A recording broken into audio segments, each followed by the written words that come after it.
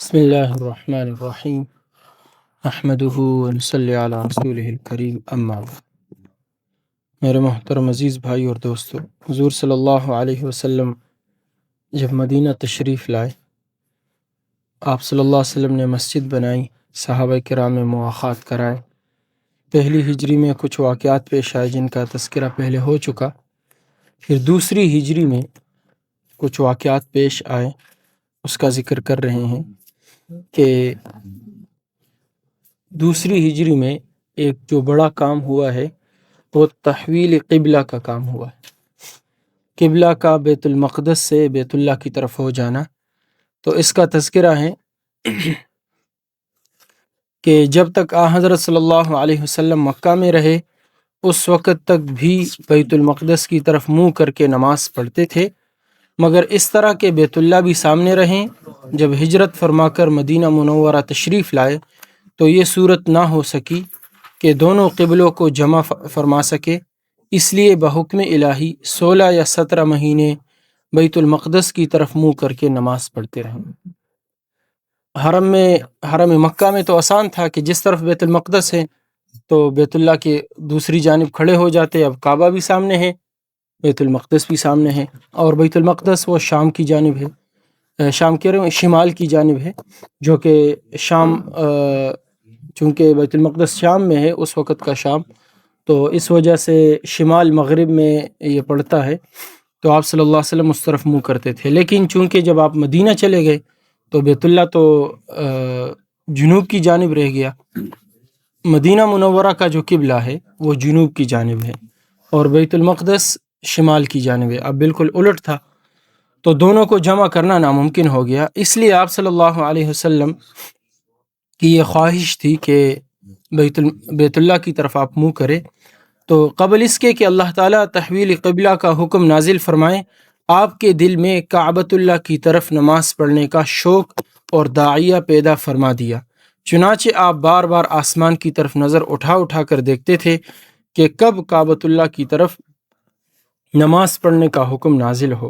چنانچہ نصف ماہ شعبان، یعنی شعبان کی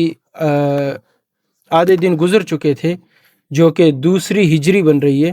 اس میں یہ حکم نازل ہوا۔ قرآن پاک میں دوسرے پارے کے شروع میں اللہ تعالیٰ نے فرمایا قَدْ نَرَا تَقَلُّبَ وَجْهِكَ فِي السَّمَاءِ فَلَنُوَلِّيَنَّكَ قِبْلَةً تَرْضَاهَا فَوَلِّ وَجْهَكَ شَطْرَ الْمَسْجِدِ الْحَرَامِ۔ اللہ تعالیٰ فرماتے ہم نے آپ کو دیکھا کہ آپ کی نگاہیں بار بار آسمان کی طرف وحی کے انتظار میں اٹھتی ہیں کہ کب وحی آئے کہ بیت اللہ کی طرف منہ کر لیا جائے، لہٰذا اب وقت آ گیا، اب اپنا رخ آپ بیت اللہ کی طرف کر لیں۔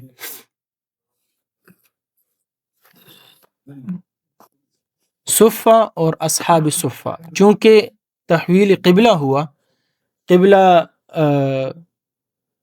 بیت المقدس سے بیت اللہ کی طرف ہو گیا، تو مسجد کی جو اگلی دیوار تھی اس طرف کو، جیسا کہ آگے فرما رہے کہ تحویل قبلہ کے بعد جب مسجد نبوی کا رخ بیت اللہ کی طرف ہو گیا تو قبلہ اول کی طرف دیوار اور اس کے متصل جو جگہ تھی وہ ان فقراء و غرباء کے ٹھہرانے کے لیے بدستور چھوڑ دی گئی کہ جن کے لیے کوئی ٹھکانہ اور گھر نہ تھا۔ یہ جگہ صفہ کے نام سے مشہور تھی۔ صفہ اصل میں سائبان اور سایہ دار جگہ کو کہتے ہیں۔ وہ ضعفاء مسلمین، فقراء، شاکرین جو اپنے فقر پر فقط صابر ہی نہ تھے بلکہ امراء اور اغنیاء سے زیادہ شاکر اور مسرور تھے، جب احادیث قدسیہ اور کلمات نبویہ سننے کی غرض سے بارگاہ نبوت اور رسالت میں حاضر ہوتے تو یہاں ہی پڑے رہتے تھے۔ لوگ ان حضرات کو اصحاب صفہ کے نام سے یاد کرتے تھے، گویا یہ اس بشیر و نذیر اور نبی فقیر کی خانقاہ تھی جس نے بہزار رضا و رغبت فقر کو دنیا کی سلطنت پر ترجیح دی۔ آپ صلی اللہ علیہ وسلم نے دنیا کی سلطنت پر فقر و فاقے کو ترجیح دی۔ حافظ ابن تیمیہ رحمۃ اللہ علیہ نے الجواب الصحیح میں کسی مقام پر نبی اکرم صلی اللہ علیہ وسلم کی انبیاء سابقین پر فضیلت بیان کرتے ہوئے فرمایا ہے کہ ہمارے نبی اکرم صلی اللہ علیہ وسلم حضرت سلیمان علیہ السلام سے اس لیے افضل تھے کہ سلیمان علیہ السلام نبی بادشاہ تھے اور آپ نبی فقیر تھے۔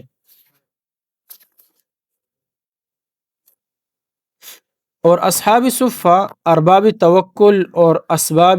اصحاب تبتل کی ایک جماعت تھی، یعنی سب سے کٹ کر زہد و فقر والے، جو لیل و نہار تزکیہ نفس، کتاب و حکمت کی تعلیم پانے کے لیے آپ صلی اللہ علیہ وسلم کی خدمت میں حاضر رہتی تھی۔ نہ ان کو تجارت سے کوئی مطلب تھا اور نہ زراعت سے کوئی سروکار تھا۔ یہ حضرات اپنی آنکھوں کو آپ صلی اللہ علیہ وسلم کے دیدار پر انوار کے لیے اور کانوں کو آپ کے کلمات قدسیہ کے سننے کے لیے اور جسم کو آپ کی صحبت و معیت کے لیے وقف کر چکے تھے۔ حضرت ابو ہریرہ رضی اللہ عنہ سے مروی ہے کہ میں نے 70 اصحاب صفہ کو دیکھا کہ ان کے پاس چادر تک نہ تھی، فقط تہبند تھا یا کمبل تھا جس کو اپنی گردنوں میں باندھ لیتے تھے، اور کمبل بھی اس قدر چھوٹا تھا کہ کسی کی آدھی پنڈلیوں تک پہنچتا تھا اور کسی کے ٹخنوں تک، اور ہاتھ سے اس کو تھامتے کہ کہیں سطر نہ کھل جائے۔ واصلہ بن اسقع رضی اللہ عنہ فرماتے ہیں کہ میں بھی اصحاب صفہ میں تھا، ہم میں سے کسی کے پاس ایک کپڑا بھی پورا نہ تھا، پسینہ کی وجہ سے بدن پر میل کچیل جمع رہتا تھا، جو بارگاہ خداوندی میں 1000 نظافتوں سے زیادہ محبوب اور پسندیدہ تھا۔ یہ حضرات وہی اشعث و اغبر، یعنی پراگندہ سر اور پراگندہ اور گرد آلود، یہ حضرات وہی اشعث و اغبر، اس کا ترجمہ کیا ہے کہ پراگندہ بالوں والے، بکھرے ہوئے بالوں والے اور گرد آلود چہروں والے، یہ حضرات وہ تھے کہ اگر خدا پر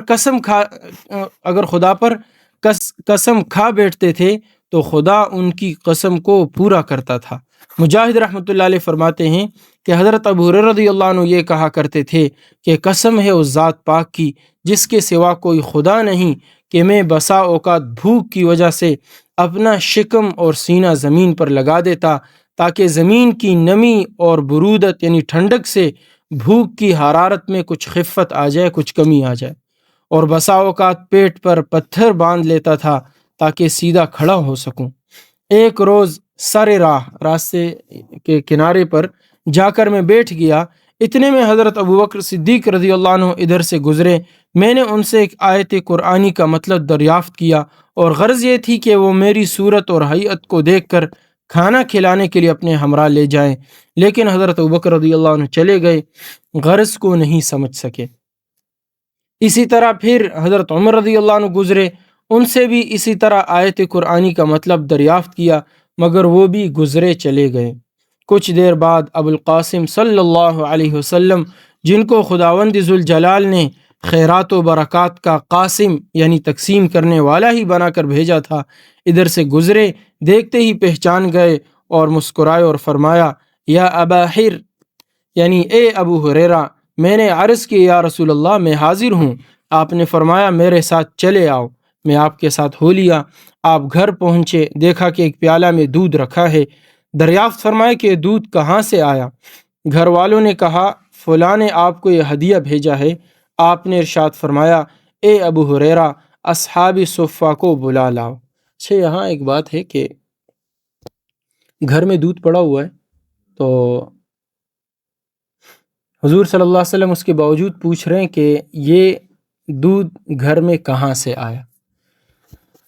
تو اس کی ایک وجہ تو یہ ہے کہ چونکہ بعض دفعہ صدقے کا مال ہوتا تھا تو آپ صلی اللہ علیہ وسلم صدقہ قبول نہیں فرماتے تھے اور ہدیہ قبول فرماتے تھے، چونکہ آپ کے لیے صدقہ لینا جائز ہی نہیں تھا۔ صدقہ عام طور سے مال کا میل کچیل ہوتا ہے، اور آپ بہت اعلیٰ درجے کے آدمی ہیں تو اللہ پاک آپ کو اور آپ کی آل کو لوگوں کا میل کچیل نہیں کھلانا اور پلانا چاہتے تھے۔ لیکن دوسرا ہمیں یہ سبق مل رہا ہے کہ اپنے مال میں غور کرنا کہ میرا مال حلال طریقے سے آ رہا ہے یا حرام طریقے سے آ رہا ہے۔ میں کوئی چیز جو حاصل کر رہا ہوں وہ حلال طریقے سے وہ حلال مال ہے یا حرام مال ہے، جبکہ صاف یعنی ظاہر ہے کہ گھر میں جو چیز پڑی ہوئی ہے وہ حلال چیز ہی ہے، لیکن اس کے باوجود آپ صلی اللہ علیہ وسلم دریافت کرتے تھے۔ اور ہمارے استاد صاحب یہ بھی فرمایا کرتے تھے کہ کھانے کی پہچان، کھانے کے بارے میں پوچھنا یہ مستحب ہے، مستقل مستحب ہے کہ کیا چیز جو آپ کھا رہے ہیں کہ وہ کیا چیز ہے، تاکہ اس سے آپ کو تو ایک تو یہ پتہ چلے کہ حلال چیز ہے یا حرام چیز ہے، اور خاص طور پہ اس ملک میں کہیں ہم اگر ریسٹورنٹ جاتے ہیں تو وہاں تحقیق کرنا چاہیے کہ یہاں جو کھانا پکتا ہے کہیں اس حلال کھانے کے ساتھ حرام کھانا تو نہیں پکتا، دونوں چیزیں آپس میں مل تو نہیں رہی۔ تو اس بات کی طرف ہمیں اشارہ ملتا ہے کہ اپنے کھانے کی چیزوں میں بہت زیادہ احتیاط برتنی چاہیے۔ حضرت ابو ہریرہ رضی اللہ عنہ فرماتے ہیں کہ اصحاب صفہ اسلام کے مہمان تھے، نہ ان کا گھر تھا اور نہ ان کے پاس کچھ مال تھا، غرض یہ کہ ان کا کوئی ٹھکانہ نہ تھا۔ آپ کے پاس جب کہیں سے صدقہ آتا تو اصحاب صفہ کے پاس بھیج دیتے اور خود اس میں سے کچھ نہ لیتے، اس لیے کہ صدقہ آپ پر حرام تھا، اور اگر ہدیہ آتا تو خود بھی اس میں سے کچھ تناول فرماتے اور اصحاب صفہ کو بھی اس میں شریک کرتے۔ اس وقت آپ کا یہ حکم دینا کہ اصحاب صفہ کو بلا لاؤ میرے نفس کو شاق گزرا، اور اپنے دل میں کہا، پھر وہ پیچھے واقعہ کی طرف اشارہ ہے کہ چونکہ حضور حضرت ابو ہریرہ رضی اللہ عنہ کو اپنے ساتھ لے کر گئے تھے، دودھ کا پیالہ پڑا ہوا تھا، اور آپ نے فرمایا کہ جاؤ اصحاب صفہ کو بلا لاؤ، اب ایک پیالہ ہے، اب ان کو سب کو بلاؤں تو حضور صلی اللہ علیہ وسلم کہیں گے ان کو پلاؤ بھی، تو میری باری آخر میں آئے گی۔ تو کہا کہ میرے اوپر یہ بہت شاق گزرا، اور اپنے دل میں کہا کہ ایک پیالہ دودھ کا اصحاب صفہ کے لیے کافی ہوگا، اس دودھ کا تو سب سے زیادہ حقدار میں تھا کہ کچھ پی کر طاقت اور توانائی حاصل کرتا، پھر یہ کہ اصحاب صفہ کے آنے کے بعد مجھ ہی کو اس کی تقسیم کا حکم دیں گے، اور تقسیم کے بعد یہ امید نہیں کہ میرے لیے اس میں سے کچھ بچ جائے، لیکن اللہ اور اس کے رسول صلی اللہ علیہ وسلم کی اطاعت سے چارہ نہ تھا۔ چنانچہ اصحاب صفہ کو بلا کر لایا اور آپ کے حکم سے ایک ایک کو پلانا شروع کیا، سب سے راب ہو گئے، تو میری طرف دیکھ کر آپ صلی اللہ علیہ وسلم مسکرائے اور فرمایا، صرف میں اور تو باقی رہ گئے۔ میں نے عرض کیا بالکل درست ہے۔ آپ صلی اللہ علیہ وسلم نے فرمایا بیٹھ جاؤ اور پینا شروع کرو۔ میں نے پینا شروع کیا اور آپ برابر یہ فرماتے رہے، اور پیو اور پیو، یہاں تک کہ میں بول اٹھا، قسم ہے اس ذات کی جس نے آپ کو حق دے کر بھیجا، اب بالکل گنجائش نہیں۔ آپ صلی اللہ علیہ وسلم نے پیالہ میرے ہاتھ سے لے لیا اور اللہ کی حمد کی اور بسم اللہ پڑھ کر جو باقی تھا اس کو پی لیا۔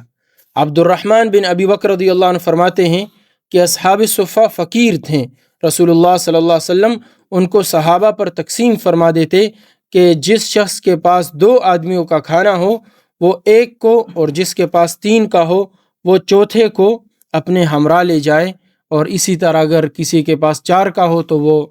چونکہ حدیث پاک میں آتا ہے 2 آدمیوں کا کھانا 3 کے لیے کافی ہو جاتا ہے، یعنی گزارے والی بات جو ہے کہ جو 2 آدمی جو پیٹ بھر کر کھاتے ہیں، تو اگر وہ ایک ساتھی کو اپنے ساتھ لے جائیں تو تینوں کا گزارے کا کھانا ہو جائے گا۔ تو اسی طرح آپ صلی اللہ علیہ وسلم تقسیم فرماتے۔ محمد ابن سیرین رحمۃ اللہ علیہ فرماتے ہیں کہ جب شام ہوتی تو رسول اللہ صلی اللہ علیہ وسلم اصحاب صفہ کو لوگوں پر تقسیم فرما دیتے، کوئی 2 کو لے جاتا اور کوئی 3 کو، اور سعد بن عبادہ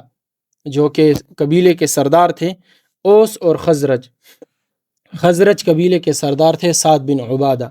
اور اوس کے سردار تھے سعد بن معاذ رضی اللہ عنہما۔ تو سعد بن عبادہ رضی اللہ عنہ 80 آدمی اپنے ہمراہ لے جاتے اور ان کو کھانا کھلاتے۔ تو اس سے یہ بھی اندازہ ہوتا ہے کہ اس وقت کے مالدار لوگوں میں سے تھے، کہ اس زمانے میں 80 لوگوں کو ایک وقت پہ کھانا کھلانا بہت بڑی بات ہوتی تھی۔ حضرت ابو ہریرہ رضی اللہ عنہ فرماتے ہیں کہ میں بھی اہل صفہ میں تھا، جب شام ہوتی تو ہم سب آپ کی خدمت میں حاضر ہو جاتے، آپ ایک ایک 2 کو اغنیاء صحابہ کے سپرد فرما دیتے، اور جو باقی رہ جاتے ان کو اپنے ساتھ شریک طعام فرماتے۔ کھانے سے فارغ ہو کر ہم لوگ شب کو مسجد میں سو جاتے۔ چلو اور بھی 1-2 صفحے ہے اس کے متعلق، تو باقی انشاءاللہ کل پڑھ لیں گے۔ تو یہ ہے اصحاب صفہ۔ تو چونکہ ان کی ابتدا ہوئی 2 ہجری سے، اور وہ کیوں ہوئی کہ چونکہ تحویل قبلہ ہوا، قبلہ بیت المقدس سے بیت اللہ کی طرف ہو گیا، تو مسجد کا جو اگلا حصہ تھا وہ ان فقراء کے لیے برقرار رکھا گیا، تو اس جگہ کو پھر صفہ یعنی کہنے لگے، اور اس جگہ میں رہنے والوں کو اصحاب صفہ کے نام سے پکارا جانے لگا۔ اللہ تعالی ہم سب کو حضور صلی اللہ علیہ وسلم کے نقش قدم پر چلنے کی توفیق نصیب فرمائے۔ سبحان اللہ و بحمدہ۔